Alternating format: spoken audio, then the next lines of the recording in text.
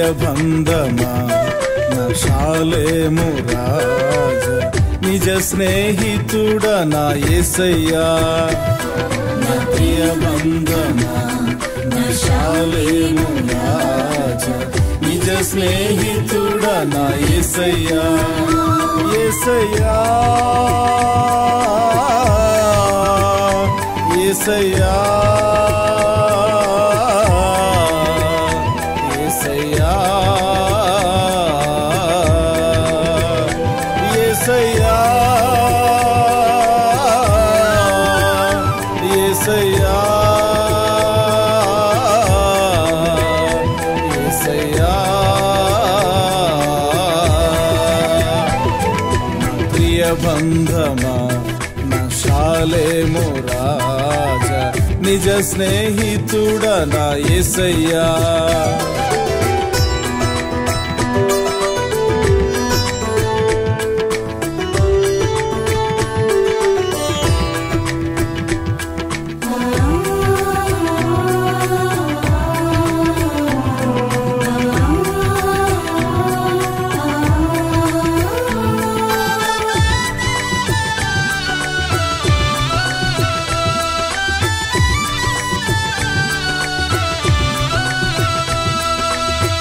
అబ్రహాము స్నేహితుడవై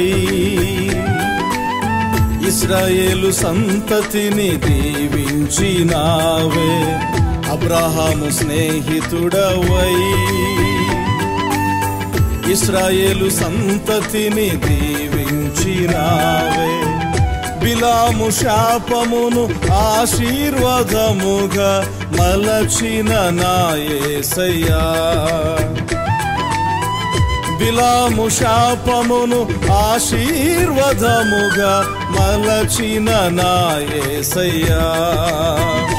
నన్ను మలచుమయ్యా, నన్ను మలచుమయ్యా, నా శాపములు దీవెనగా మలచుమయ్యా.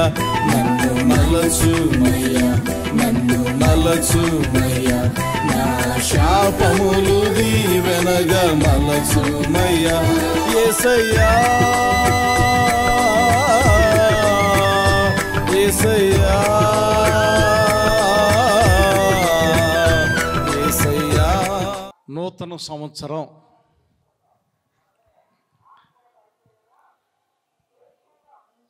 కాలంలో ఏది పడ్డా కానీ అది పాతగైపోతుంది. క్రీస్తులో ఎవరు పడ్డా కానీ వారు నూతన పరచబడుతూ ఉంటారు. మరలా మాట చెప్తా, కాలంలో ఏదున్నా అది పాతబడిపోతూనే ఉంటుంది. ఏమవుతూ ఉంటుంది అమ్మా? అందరూ నా మాటలు అర్థమవుతున్నాయా? కాలంలో ఏం పడ్డా ఏమైపోద్ది?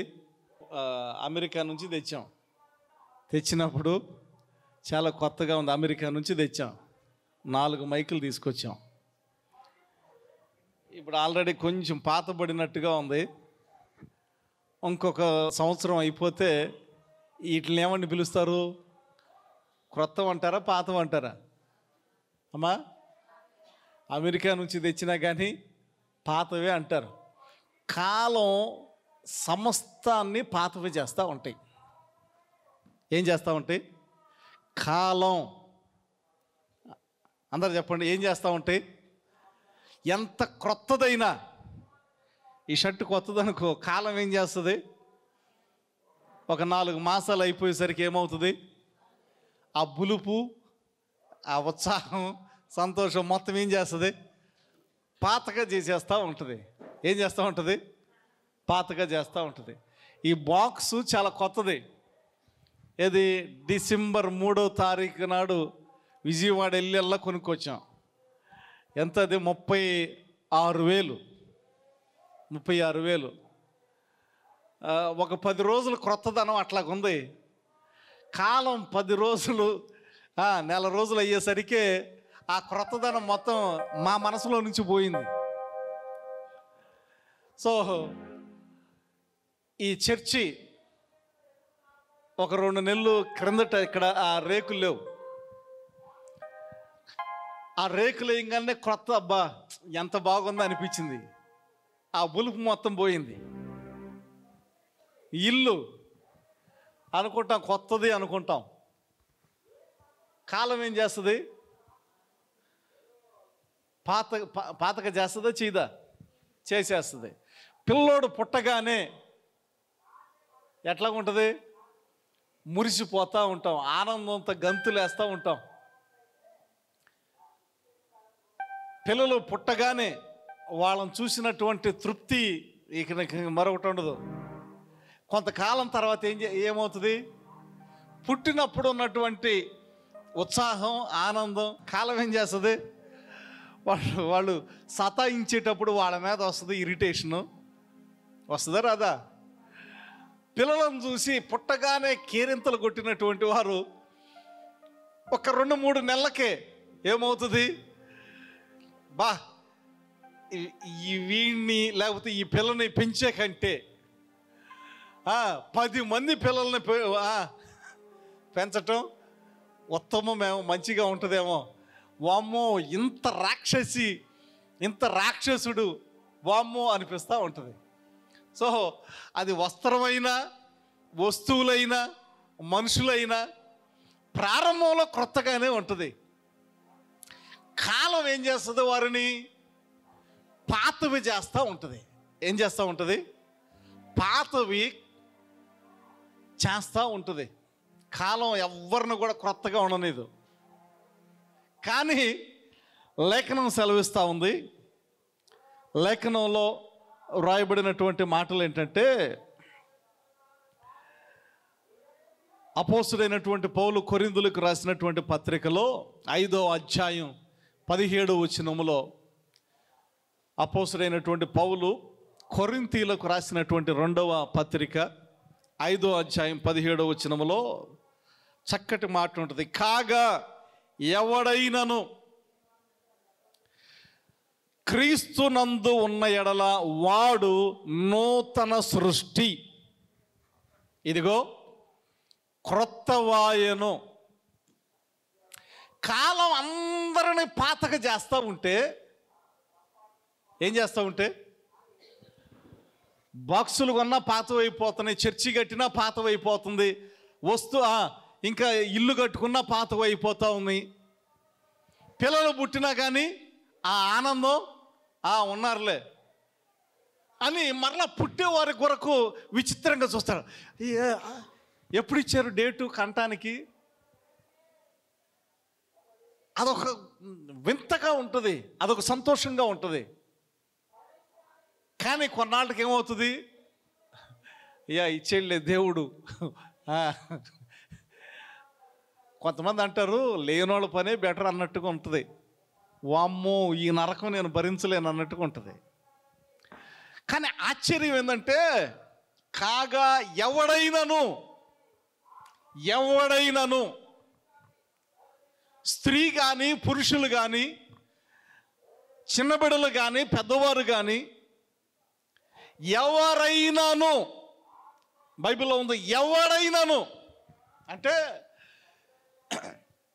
ధనికుడు కానీ, పేదవాడు కానీ, ఉద్యోగస్తుడు కానీ, ఉద్యోగం లేనివాడు కానీ, పార పని చేసేవాడు కానీ, ఏసీలో కూర్చునేటవాడు కానీ, ఎవడైనాను దరిద్రుడైనా కానీ, ఎవరైనా కానీ, దరిద్రుడైనా, పాపి అయినా, ఒంటరి వాడైనా, ఎవడైనాను వాక్యం సెలవిస్తూ ఉంది, క్రీస్తు యేసునందు ఉన్నవాడు నూతన సృష్టి. గట్టిగా చప్పలు కొట్టి ప్రభువును మహిమపరుద్దాం. ఆశ్చర్యం అనిపిస్తూ ఉన్నటువంటి విషయం ఏంటంటే, కాలం ఏమన్నా పాతవి చేసేస్తూ ఉంది. ఒకసారి చూసుకుందాం, 2024 ఎంటర్ అవబోతుంది, 2023 అయిపోతుంది. గతించిన డిసెంబర్లో 2023 అయిపోతుంది, 2024లో మనం ప్రవేశించబోతున్నాం. ఆహా ఓహో అన్నాం. అయిపోయిందా? 2023 మొత్తం అయిపోయిందా? ఏది 23లో నుంచి 24లోకి ఎంటర్ అవబోతా ఉన్నప్పుడు అసలు ఆ ఉద్రేకం, ఉల్లాసం ఎట్లా కొందంటే మొత్తం అయిపోయింది. మరి ఇప్పుడు ఎక్కడికి వచ్చాం? జనవరి ఈ ఉత్సాహం అంతా పోతుంది. కొత్త సంవత్సరం కొత్త సంవత్సరం కొత్త సంవత్సరం అట్లా పోతూనే ఉంటుంది. ఈ నూతన సంవత్సరంలో మనకు వచ్చే మార్పు ఏమి లేదు. ఈరోజు ఎట్లాగా ఉంటుందో రేపు అట్లాగా ఉంటుంది, నిన్న ఎట్లాగా ఉంటుందో ఎల్లుండి కూడా అట్లాగే ఉంటుంది. సంవత్సరాలు మారటం వల్ల మనకు ఒరిగేది ఏమీ లేదు. మరి సంవత్సరాలు మారటం వల్ల ఒరిగేది ఏమీ లేదు, కానీ మన మనసులో మార్పు వస్తే కొంత ఏమైనా జరుగుద్ది. కొంతమంది కొత్త సంవత్సరం అప్పుడు కొత్త సంవత్సరం అప్పుడు ఏం చేస్తారు, ఒక నిర్ణయం తీసుకోవాలని అనుకుంటూ ఉంటారు. ఆ నిర్ణయాన్ని కొనసాగిస్తే, లేకపోతే నువ్వు తీసుకున్నట్టు కొత్త సంవత్సరం ఇదిగో నేను ఇది చేయకూడదు, ఇది చెయ్యాలి, నేను ఈ తాగుడు మానేయాలి, లేకపోతే నేను ఈ ఈ వ్యసనాన్ని మానేయాలి, ఇదిగో దీన్ని దూరపరుచుకోవాలి, నేను మంచిగా ఉండాలి అనుకుంటాం. ఆ మార్పు కొనసాగించబడితే మనలో ఏమైనా జరుగుద్దే, కానీ ఎన్ని నూతన సంవత్సరాలు వచ్చినా మనలో ఏమీ జరగదు. కానీ ఎవడైనను క్రీస్తు యేసునందు ఉన్న ఎడల వాడు నూతన సృష్టి, పాతవి గతించును, ఇదిగో క్రొత్తవాయెను. ఒక్కసారి యేసుకు అప్పగించి చూడు. కాలానికి అప్పగించావు, దినములు దాటిపోయినాయి, వారాలు దాటిపోయినాయి, నెలలు దాటిపోయినాయి, సంవత్సరాలు కూడా దాటిపోయినాయి. ఏమన్నా మార్పు వచ్చిందా అంటే మార్పు ఏమి రాదు. మార్పు ఎప్పుడు వస్తుంది అనంటే యేసుక్రీస్తు ప్రభువారి హస్తములో నీవు పరిపూర్ణంగా సమర్పించుకున్నప్పుడు నూతన సృష్టి అని బైబిల్లో రాయబడిన మాట. పాము సంవత్సరానికి 6 సార్లు కుసాన్ని విడుస్తుంది. ఎన్నిసార్లు? 6 సార్లు కుసాన్ని విడుస్తుంది. ఆ కుసం విడిచేటప్పుడు తను పడేటటువంటి బాధ చాలా ఘోరంగా ఉంటుంది. తనలో ఉన్నటువంటి సత్తువ మొత్తం కోల్పోద్ది. ఆ కుసం విడిచేటప్పుడు దాన్ని ఇట్లా కానండి ఏం చేయలేదు, దాన్ని ఈజీగా చంపేయచ్చు, ఈజీగా కట్టెపుల్లతో అట్లా కానొచ్చు, దాంతో ఆడుకోవచ్చు కూడా. తనలో ఒక పెయిన్, ఆ బాధ, ఆ తోలు పైన చర్మం అంతా తొలగించబడాలంటే మన మీద తోలు ఊడితే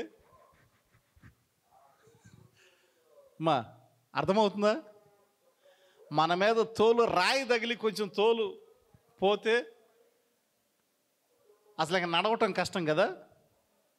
కాలుకి అయితే నడవటం చాలా కష్టం, చేతికంటే ఏదో కొంచెం అట్లా అనుకుంటాం, కానీ కాలుకైతే చాలా కష్టం.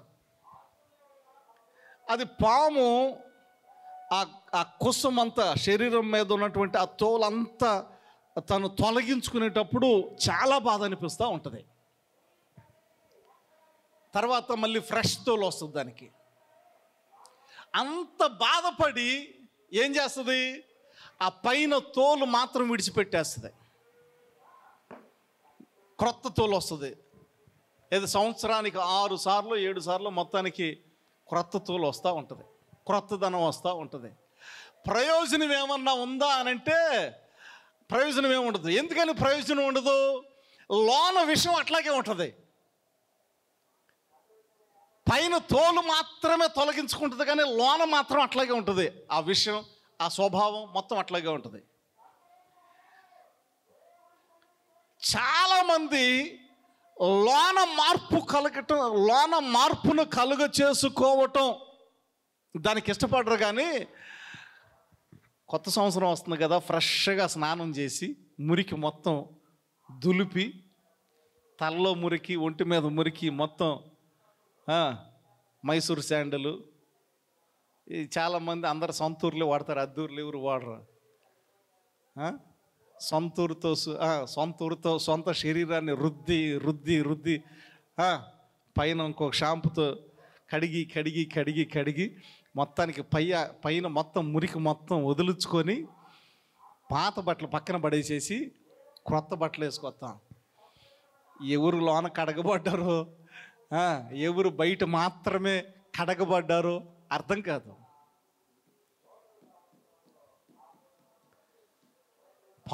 పాము కంటే ఘోరం. వాక్యంలో ఉంది, మనుషుడు నిలువెల్ల విషమే అని ఉంటుంది బైబిల్లో. పైన మాత్రమే మార్పు కలిగి లోన మన స్వభావం అంతే ఉంచుకుంటే ఏ మాత్రం కూడా ప్రయోజనం లేదు. మనిషి ఎప్పుడు కూడా తనంతటకు తానుగా క్రొత్తదనాన్ని, తన జీవితాన్ని క్రొత్తదనంగా మలుచుకోలేడు. సంవత్సరాలు గతిస్తూ ఉంటాయి. Happy new year, happy new year, happy new year అని సంవత్సరాలు గతిస్తూ ఉంటాయి.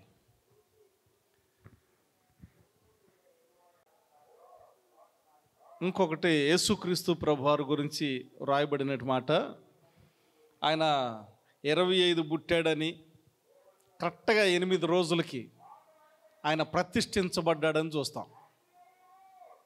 ఏం చేయబడ్డాడు? ఆయన దేవుని సన్నిధిలో ప్రతిష్ఠించబడ్డాడు. ప్రతిష్ఠించబడినటువంటి దినం నూతన సంవత్సరం. మన జీవితాలు కూడా ఆయనకు ప్రతిష్ఠించుకుంటే, కాగా ఎవడైనను క్రీస్తు యేసునందున్న ఎడల వాడు నూతన సృష్టి, పాతవి గతించును. అంటే పాతవి మనకై మనం దాన్ని పోగొట్టుకోలేం. పాత స్వభావాన్ని, అనగా మనలో ఉండే ప్రాచీన స్వభావం, అంటే మనకిష్టం లేనిది అయినా కానీ కొన్నిసార్లు అది సాగిపోతూ ఉంటుంది స్వభావం. మన పర్మిషన్ లేకుండా అదే మన మీద అజమాయిష్ చేస్తూ ఉంటుంది.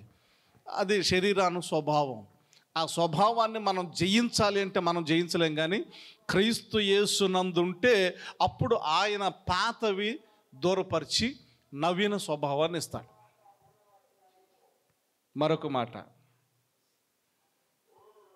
స్కూల్లో ఒక పిల్లోడికి చెప్పారంట, భూమి డాష్గా నుండున్ అని చెప్పి భూమి గుండ్రంగా ఉండున్ అని రాశారంట. ఒరే దీన్ని చదువుకొని రండిరా అని అంటే ఇంటికి వెళ్ళి చదువుతున్నాడు అంటే, భూమి డాష్ గుండ్రంగా ఉండన్, భూమి డాష్ గుండ్రంగా ఉండన్, భూమి డాష్ గుండ్రంగా ఉండన్ అని చదువుతున్నాడంట.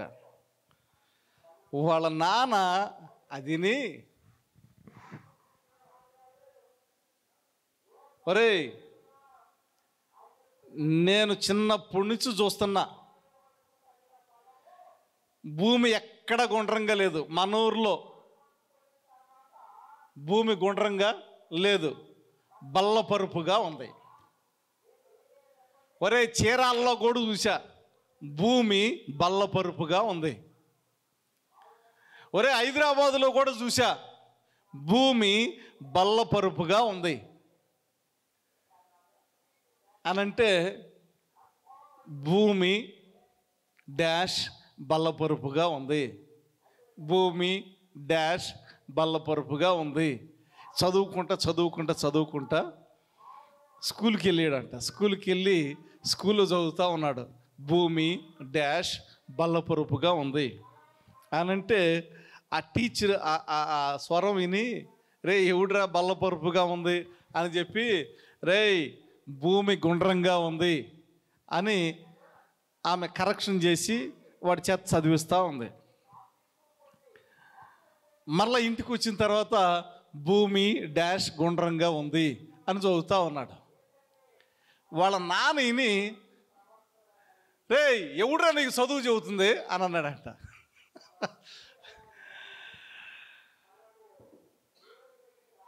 భూమి బల్లపరుపుగా ఉంది అని గట్టిగా చెప్పగానే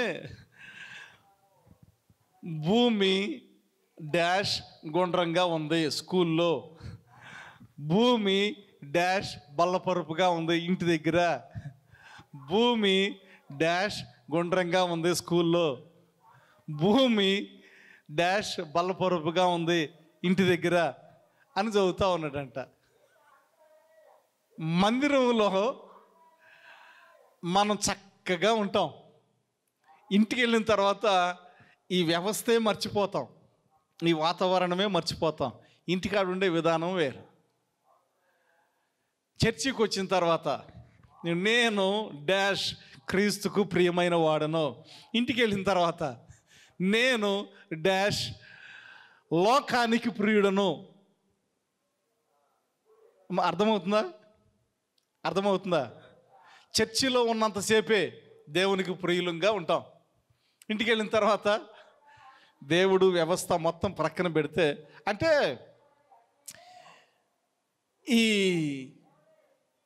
చిన్నపిల్లవాడి గురించి నేను ఎందుకు చెప్పానంటే, స్కూల్లో ఒక రకం అయిపోయింది, ఇంటికాడ ఒక రకం అయిపోయింది. సో మనిషి పరిపూర్ణత కలిగి దేవునిలో ఉంటాడా అనంటే మార్పు కలుగుతూ ఉంటుంది. ఇంటి దగ్గర ఒక స్వభావం, దేవుని మందిరంలో ఒక స్వభావం.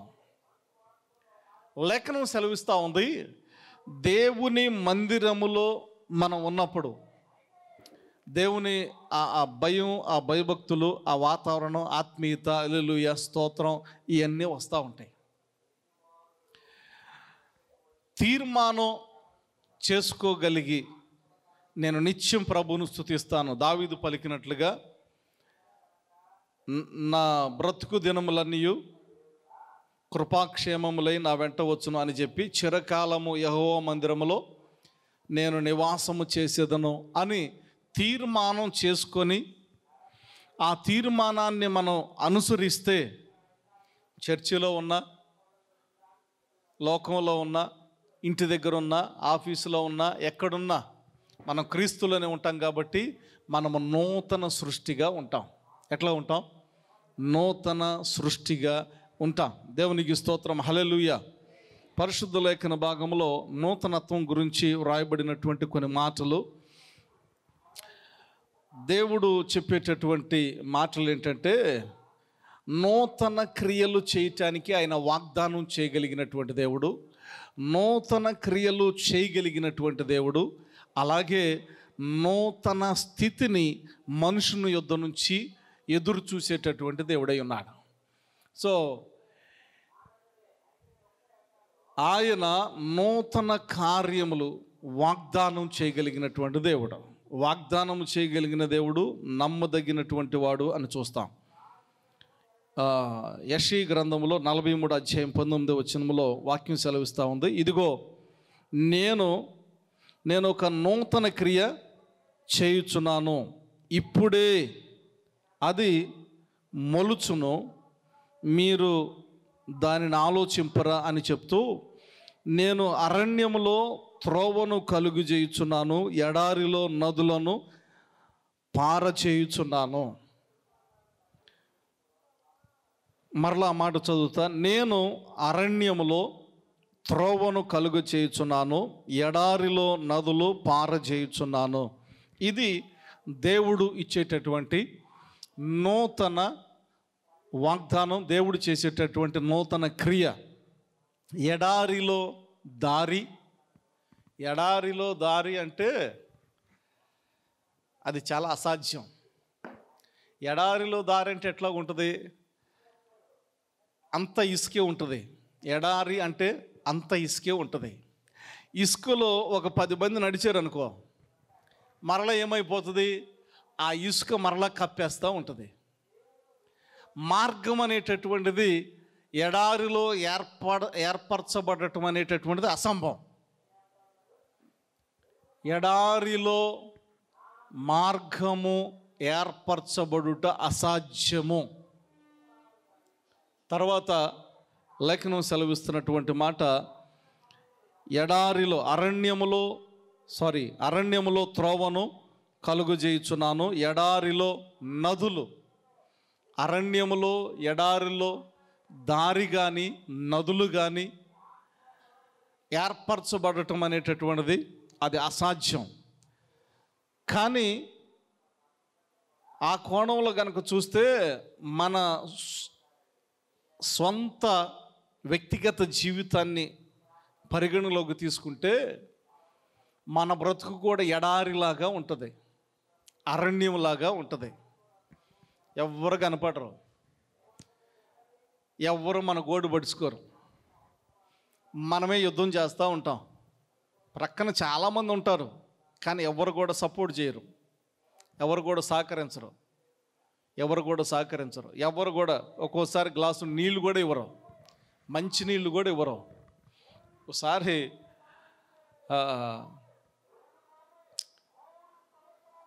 బస్సులో హైదరాబాద్ నుంచి బాపట్ల వస్తూ ఉన్నా. కొంచెం అనుకూలత లేక వాటర్ బాటిల్ కొనుక్కోవటం మిస్ అయింది. వాటర్ అవుతూ ఉన్నాయి. 2-3 అడిగా.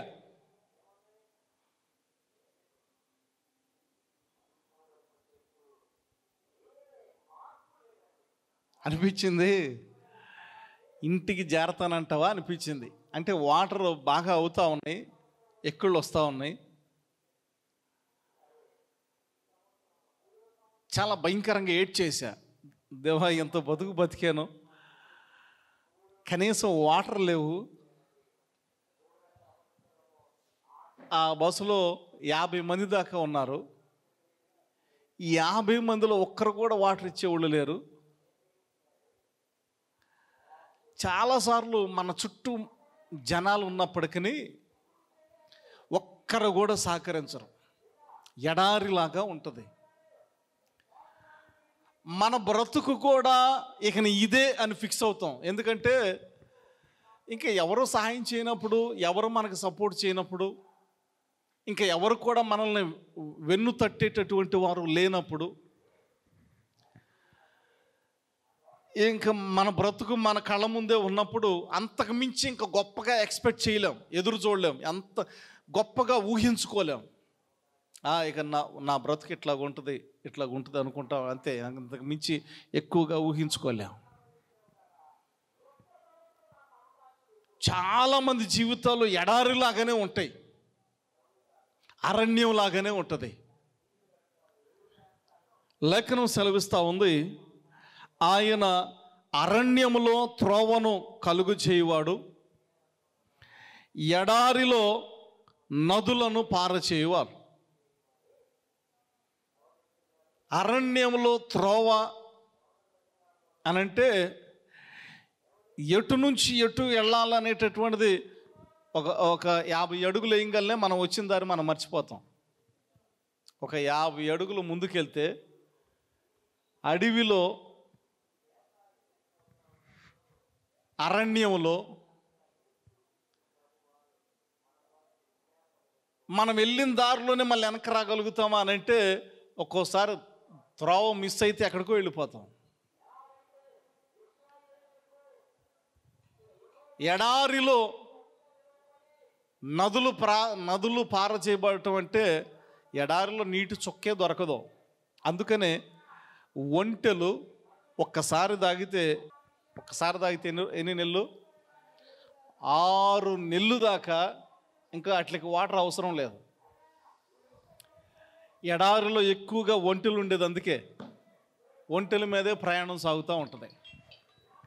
ఇక వాటికి వాటర్ అవసరం లేదు. ఒక్కసారి తాగితే మొత్తం తిత్తుల్లో నింపుకుంటాయట. లోన ఉంటాయి, బయటికి కాదు. దానికి లోన సంచుల్లాగా అమర్చబడి ఉంటాయి. వాటర్ దానంతటికి అదే మరలా తిరిగి దాహం తీర్చుకునే విధానంతో ఉంటుంది. దాని అమరిక, దాని శరీర తత్వం. సో ఎడారిలో నదులు పారటం, నీరు దొరకటం అసాధ్యముగా ఉంటుంది. మన బ్రతుకుల్లో కూడా నీరు తాగినప్పుడు ఉండేటటువంటి తృప్తి, అమ్మయ్య. ఆ హైదరాబాద్ నుంచి వచ్చేటప్పుడు సడన్గా ఒక షాపు దగ్గర, ఆ రోడ్డు ప్రక్కన ఒక షాపు దగ్గర ఆపాడు. అయ్యా, టీ తాగేవాళ్ళు ఎవరన్నా ఉంటే టీ తాగండి అని. ఒక్కసారిగా కళ్ళంపడి నీళ్లు తిరిగి, ఏసయ్యా నువ్వు నిజంగా ప్రేమిస్తున్నావు నాయన, నీకు వందనాలు అని దేవునికి వందనాలు చెప్పుకొని దిగి ఒక వాటర్ బాటిల్ ఒకటి కాదు 2 కొనాలని చెప్పి 2 కొని ఒకటి ఓపెన్ చేసి ఒకటి సపరేట్గా పెట్టుకున్నా. వాటర్ తాగిన తర్వాత కలిగేటటువంటి తృప్తి ఏంటంటే, అమ్మయ్య నీకు వందనాలు, దేవా నీకు స్తోత్రాలు అనుకుంటాం. ఇంట్లో వాటర్ తాగేటప్పుడు ఎంతగా దేవుని స్తుతించకపోయినా వాటర్ తాగంగానే దట్స్ ఎనఫ్ అనిపిస్తుంది, చాలు అనిపిస్తుంది, తృప్తిగా ఉంటుంది. మానవుని జీవితంలో ఎడారి బ్రతుకులాగా ఉంటుంది, తృప్తి ఉండదు, దాహం అనిపిస్తానే ఉంటుంది, కరువు ఉన్నట్టుగానే ఉంటుంది, అవసరాలు ఉన్నట్టుగానే ఉంటాయి, సమస్యలు ఉన్నట్టుగానే ఉంటాయి, భయంకరమైనటువంటి శోధనలు, భయంకరమైనటువంటి సమస్యలు, కొన్నిసార్లు ఆర్థికంగా, కొన్నిసార్లు మానసికంగా, కొన్నిసార్లు నేను ముందుకు సాగలేనేమో అన్నటువంటి ఆందోళన కలుగుతూ ఉంటుంది. ఎడారిలో నా జీవితం ఎటుపోతుందో అన్నటువంటి ఆందోళన ఉంటుంది. నేను నిజంగా నా జీవితాంతం మంచిగా నడవగలుగుతానా, లేకపోతే ఒక క్వశ్చన్ మార్క్ ఉండి నడవలేనేమో అనిపిస్తూ ఉంటుంది. జీవితం అంతా అట్లాగుంటూ ఉంటుంది. కానీ లేఖనం సెలవిస్తూ ఉంది, కాలం మనిషిని పాతగా చేస్తుందేమో కానీ, కాలం మనిషిని హతమారుస్తుందేమో కానీ, కాలం మనిషిని కృంగదీస్తుందేమో కానీ, కాలం మనిషిని గందరగోళంలోనికి నడిపిస్తుందేమో కానీ, యేసునందు ఉంటే వాడు నూతన సృష్టి అనేటటువంటిది యేసయ్య ఈ రాత్రి మాట్లాడుతున్నటువంటి మాట. నూతనత్వం మనం కలిగి ఉన్నప్పుడు, క్రొత్తగా బట్టలు ధరించినప్పుడు, క్రొత్తగా ఇల్లు కట్టుకున్నప్పుడు, క్రొత్తగా మనం ఒక వస్తువు కనుక్కున్నప్పుడు మన జీవితంలో ఉండేటటువంటి ఆనందం ఏదైతే ఉంటుందో అది నిత్యము ప్రతి క్షణము దేవుడు అనుగ్రహించేవాడుగా ఉన్నాడు. ఎప్పుడైతే మన జీవితాలను యేసయ్యకి అప్పగించుకుంటామో వాడు నూతన సృష్టి, పాతవి గతించును, సమస్తము క్రొత్త అవుతాయట. ఎన్ని సంవత్సరాలు మన కోసం టయాన్ని వాడుకున్నాం, మన కోసం టయాన్ని వాడుకుంటూనే ఉన్నాం, కాలాన్ని వాడుకుంటూనే ఉన్నాం. ఈ 2025లోనన్నా, ఈ నూతన సంవత్సరంలోనన్నా, ఇదిగో యేసయ్య నా జీవితాన్ని ఈ సంవత్సరం నీకు అర్పిస్తా ఉన్నా, ఇదిగో నీలో పెడతా ఉన్నా, ఈ 2025లో నా జీవితాన్ని నీలో పెడతా ఉన్నా, నీలో జీవించాలని తీర్మానం చేసుకుంటా ఉన్నా అని తీర్మానం చేసుకో. ఎంతో కాలం నీ కోసం వాడుకున్నావు కదా, ఎన్నో సంవత్సరాలు నీ కోసం వాడుకున్నావు కదా, దేవునికి సమర్పించే పరిపూర్ణంగా, దేవుని కోసం, దేవా నీ కోసమే ఎక్కువ టైం కేటాయిస్తా, నీలోనే బ్రతుకుతా అని తీర్మానం చేసుకో. నూతన సృష్టి, దేవుని యొక్క వాక్యం ఎప్పుడు మారదు. ఒకసారి ట్రై చేసి చూడు అన్నప్పుడు నాకు గుర్తొచ్చే వాక్యం ఏందో తెలుసా? రుచి చూచి తెలుసుకొనుడి ఆయన ఎంత ఉత్తముడో అని, రుచి చూచి తెలుసుకొనుడి అని ఉంటుంది వాక్యంలో. మనం మన కోసం జీవించటం ప్రక్కన పెట్టేసేసి రుచి చూద్దాం ఈ సంవత్సరం. అసలు దేవా నిజంగా ఇదిగో నూతన సృష్టి అంటున్నారు కదా, నీలో ఉంటే అది ఎట్లాగుందో చూస్తాను నాయన అని ఈ సంవత్సరం పరిపూర్ణంగా ఏది ఏమైనప్పటికీ, ఏ పరిస్థితులు ఎలాగున్నా సమర్పించుకొని చూడు.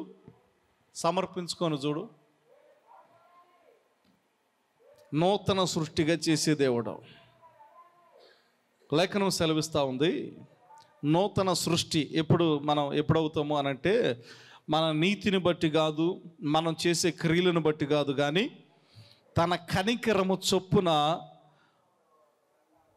పునర్జన్మ సంబంధమైనటువంటి స్నానము ద్వారా పరిశుద్ధాత్మ మనకు నూతన స్వభావము కలుగు చేయుట ద్వారా మనము రక్షించబడ్డాము అనేది తీతుకు రాసినటువంటి పత్రికలో 3వ అధ్యాయము 5వ వచనంలో ఆ మాట చూస్తాం. తీతుకు రాసిన అపోస్తలుడైన పౌలు తీతుకు రాసిన పత్రిక 3వ అధ్యాయము 5వ వచనం.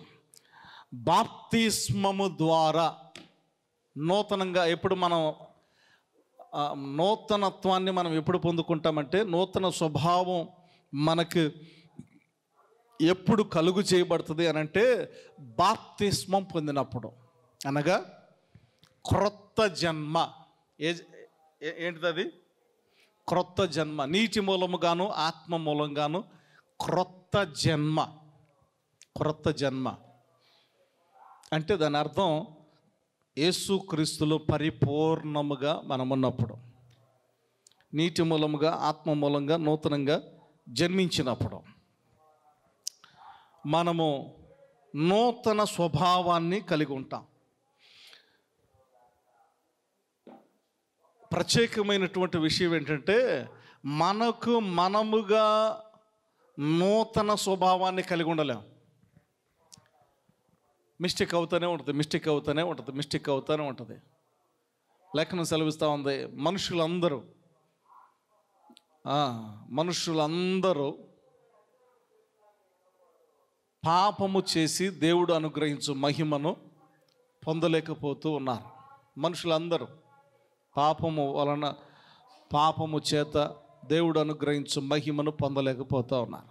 కానీ వాక్యం సెలవిస్తూ ఉంది, కాగా ఎవడైనను క్రీస్తు యేసునందున్న ఎడల వాడు నూతన సృష్టి, పాతవి గతించును, క్రొత్తవాయను. మన జీవితంలో పాత స్వభావం మీద, ప్రాచీన స్వభావం మీద కొన్ని మన ఎదుగుదలకు అడ్డంగా ఆటంకంగా ఉండేటటువంటి బలహీనతల మీద జయాన్ని మనం పొందుకొని జయ జీవితంగా మనం ముందుకు సాగాలి అనంటే మనం జయాన్ని పొందుకోలేము. కానీ మన మీద, లోకం మీద మనకున్నటువంటి బలహీనతల మీద మనముగా జయాన్ని పొందుకోలేం, వాటిని అధిగమించలేం. కానీ కాగా ఎవడైనను క్రీస్తు యేసు నందున్న ఎడల వాడు నూతన సృష్టి. వాక్యం సెలవుతుంది, మనుషులకు అసాధ్యమే కానీ, పూర్తి చేయండి అన్నమాట, దేవునికి సమస్తమును సాధ్యము. మరల చెప్పండి, మనుషులకు అసాధ్యమే కానీ దేవునికి సమస్తమును సాధ్యము. కనుక మనం పై ఆకారాన్ని మాత్రమే నూతన పరుచుకోవటం కాదు కానీ లేఖనం సెలవిస్తూ ఉంది, అంతరంగంలో మార్పు రావాలా. మన పండగ వచ్చినప్పుడు కొన్నిసార్లు చర్చీలకి పెయింట్ వేస్తూ ఉంటారు. ఎట్లాగుంటుంది? కొన్ని ఇళ్ళకి పెయింట్ వేస్తూ ఉంటారు. ఎట్లా ఉంటుంది? క్రొత్త ఇల్లులాగా ఉంటుంది. కానీ లోన ఎట్లాగుంటుందమ్మా? పెయింట్ వేసినంత మాత్రాన లోన కొత్తగా ఉంటుందా? లేదు, పాతగా ఉంటుంది. కొన్ని జీవితాలు ఎట్లాగుంటాయి అంటే సున్నం కొట్టిన సమాధిలాగా ఉంటుంది. సమాధి ఎట్లాగుంటుంది? సున్నం కొడితే ఎట్లాగుంటుంది? చాలా బాగుంటుంది, నీట్గా ఉంటుంది. లోన కంపు, దుర్వాసన అట్లాగుంటుంది. సో పైన ఆకారం, మనం కొత్త వస్త్రాలు లేదా పైన ఆకారం మనకు కనపడేటటువంటి బాహ్యంగా కనపడేటటువంటి దానివల్ల మనకు ప్రయోజనం ఏమీ లేదు. కానీ అంతరంగములో స్థిరమైన మనస్సు మనకు నూతనంగా కలగాల. ఏం కలగాలి? స్థిరమైనటువంటి మనస్సు మనకి నూతనంగా కలగాల. దేవునికి స్తోత్రం. హల్లెలూయా, హల్లెలూయా. కనుక క్రీస్తు యేసునందుంటే మనము నూతన సృష్టి. దేవునికి స్తోత్రం. హల్లెలూయా, హల్లెలూయా. కనుక దేవునిలో మనము ముందుకు సాగునట్లుగా ఈ యొక్క 2025లో ఒక తీర్మానం, దేవా నూతన సృష్టిగా చేస్తానన్నావు కదా. ఎట్లా చేస్తానన్నాడు? నూతన సృష్టిగా చేస్తానన్నావు కదా. దేవా ఇదిగో నేను నీ యందు నిలిచి ఉండాలని తీర్మానం చేసుకుంటున్నా. ఈ సంవత్సరం నేను నీ యందు ఉంటాను. ఇదిగో నన్ను నూతన సృష్టిగా చేయి ప్రభువా అని సమర్పించుకో, తీర్మానం చేసుకో, ధన్యుడు అవుతావు. ఇన్ని సంవత్సరాలు గతించిపోయినాయి. ఈ సంవత్సరం దృఢంగా ఒక నిర్ణయాన్ని తీసుకొని యేసయ్యకి సమర్పించుకుంటే ఆయన సమస్తమును క్రొత్తగా చేసేటటువంటి దేవుడు. అట్టి కృప దేవుడు మనకు అనుగ్రహించునుగాక. ఆమేన్. చిన్న ప్రార్థన చేసుకుందాం. మహోన్నతుడు, ప్రేమ కనికరము కలిగిన మా తండ్రి, మీకు వందనాలు, స్తోత్రాలు దేవా. ప్రత్యేకించి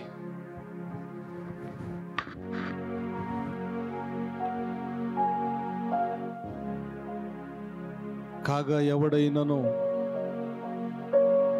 క్రీస్తు యేసునందున్న ఎడల మీ యందు ఉన్నటువంటి వ్యక్తులను నూతన సృష్టిగా మారుస్తాను అనే మీ లేఖనాన్ని బట్టి మీకు వందనాలు దేవా, నీకు వందనాలు, స్తోత్రాలు తండ్రి. కనుక మా జీవితాల్లో అట్టి నూతన స్థితి మేము పొందుకున్నట్లుగా మా జీవితాలకు మీ ఎడల నివసించేటటువంటి, నీలో నివసించేటటువంటి ధన్యతను మాకు అనుగ్రహించి అట్టి క్రొత్తదనాన్ని మా జీవితంలో అనుగ్రహించి నడిపించి మహిమను పొందమని యేసు నామం పేరిట స్తుతించి ప్రార్థన చేయుచున్నాము తండ్రి. ఆమేన్, ఆమేన్, ఆమేన్. హల్లెలూయా, హల్లెలూయా. బంధమా నా షాలేము రాజా, నిజ స్నేహితుడ నా యేసయ్యా.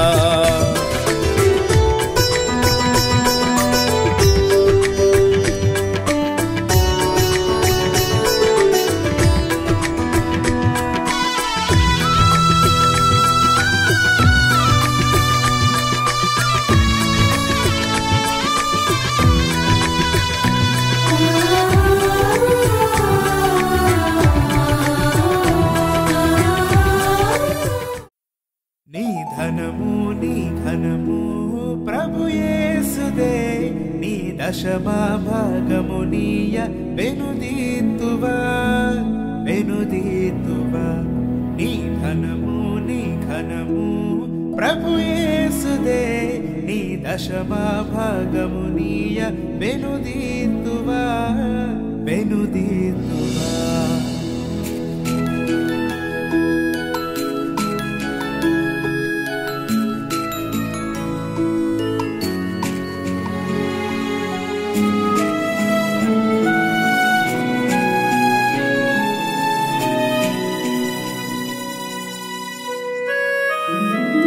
పరలోన ధనధాన్యములనీయగా,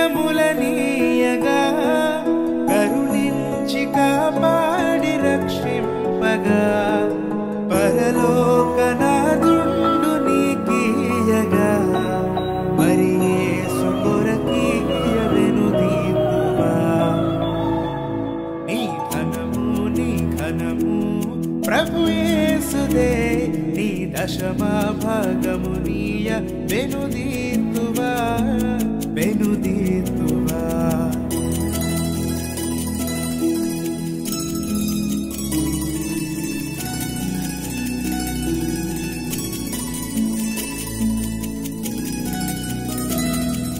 పాడి పంటలు ప్రభువు నీకీయగా, కూడు గుడ్డలు నీకు దయచేయగా, వేడంగ ప్రభు